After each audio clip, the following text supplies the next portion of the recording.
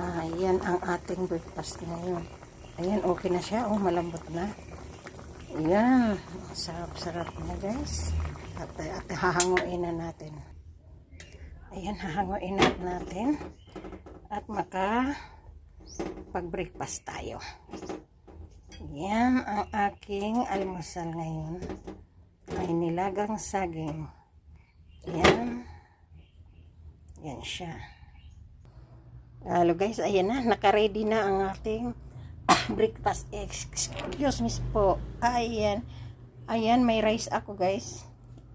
Ayan, pero ang pagkakaalam ko, ito na lang ang kakainin ko at saka iyan yung kape ko. Ayan na lang yata. Hindi pa yata maganda pagka-boil ng water. Magbula na bula siya. O pero di bali, tapos magtutubig na lang tayo. Ayan. Ayan ang aking almusal ngayong umaga mga guys. At saka ayan, meron akong Japanese siumai. Ang sarap-sarap niyan guys. At saka anong tawag ditong isa? Yung gyusa, in-steam ko na lang kasi medyo mag tayo sa mantika ngayon guys. Okay.